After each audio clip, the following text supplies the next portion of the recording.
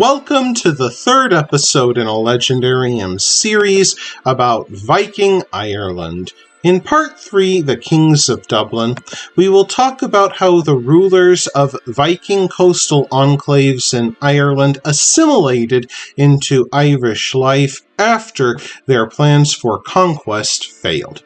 With the leadership of Thorgest the Sea-King removed, the Vikings in Ireland split between Olaf the White of Denmark and Ivar the Boneless of Norway.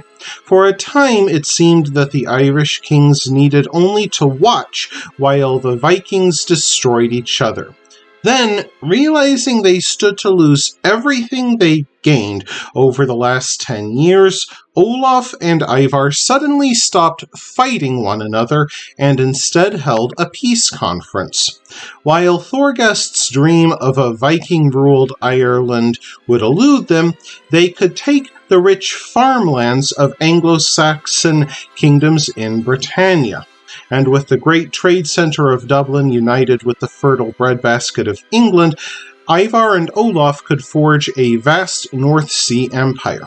So they divided the city of Dublin into Norwegian and Danish districts, and peace held for generations afterwards.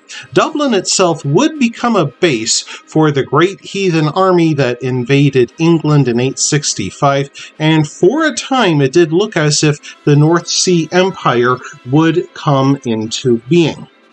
Yet Viking control in Ireland never extended far beyond the countryside around Dublin and other coastal cities, since fresh Viking warriors tended to chase prospects in England and Francia, both of which were collapsing under repeated Viking onslaughts and thus made for attractive targets. Still, the city fathers of Dublin could console themselves with lots of silver.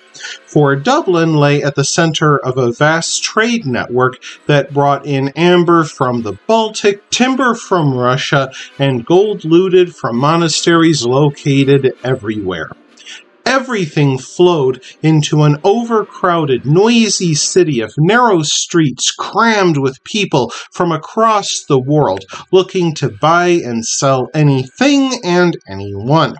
Pigs roamed the streets alongside rich traders, and a new culture emerged, a hybrid of Scandinavian and Irish, as did a generation of children born of mixed marriages.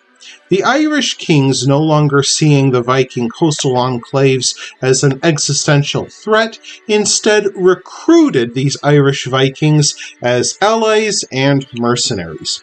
Much like post-Carolingian France, a shifting web of alliances in Ireland required men to pick their friends and enemies with care.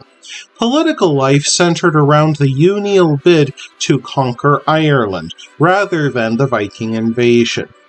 Intermarriage among ruling families, both Norse and Irish, became more common, and the Vikings assimilated ever more into Irish life, learning to speak Gaelic and becoming Catholics. Much like the native Irish chiefs and kings, these Hiberno-Norse dynasties exacted tribute from the lands they ruled directly, and to grow their wealth, they set up trade routes between their enclaves, the kingdoms of the interior, and kingdoms as far-flung as Russia, Baghdad, and even Greenland. Many of Ireland's great cities, including Limerick, Waterford, and Cork, began their histories as Viking enclaves plugged into world trade. In Ireland, one found an early omen about how Christianity and Norse paganism would mix. While Ireland's rugged coastline includes many mountains and cliffs, some of the boulders and rocks are known as Bullan stones or cursing stones. Sites like the Giant's Causeway in County Antrim are known worldwide for their unique appearance. Many more distinctive formations inspired the Irish to set them apart from other stones. Many of them have notable depressions in the rock, often cooled with rainwater. These Bullan stones, a name which is taken from the Gaelic word for bull, often feature in local folklore, and stories of how they formed or the magical properties of their water abound in nearby communities. While some of the Bullan stones formed naturally, there are many more created by people dating back to the Neolithic, likely for fertility rites.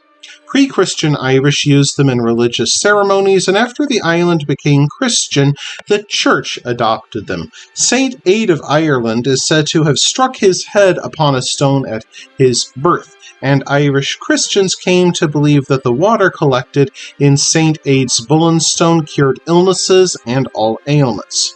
Though often used to bless and heal the sick, magicians also used Bullan stones to carry out evil rituals. They would simply perform a ritual by doing a blessing in reverse to change it into a curse.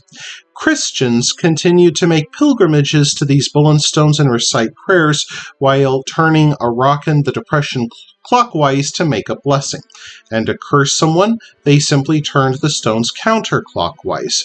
One such set of stones became known as St. Bridget's stone in County Kerry. Most likely, St. Bridget herself began her career as a Celtic goddess of springtime who turned water into beer, perhaps foreshadowing St. Patrick's Day celebrations.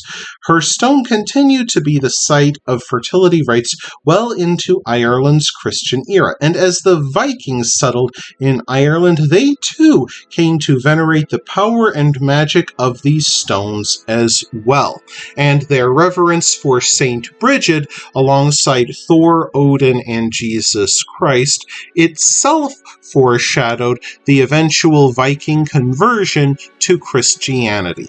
That wraps things up for this Legendarium episode. I hope you enjoyed it. If you did, press like. If you want to see more, press subscribe. And if you've got anything to say, let me know in the comments section. Thanks again for joining me, and I hope that you have a great rest of the day.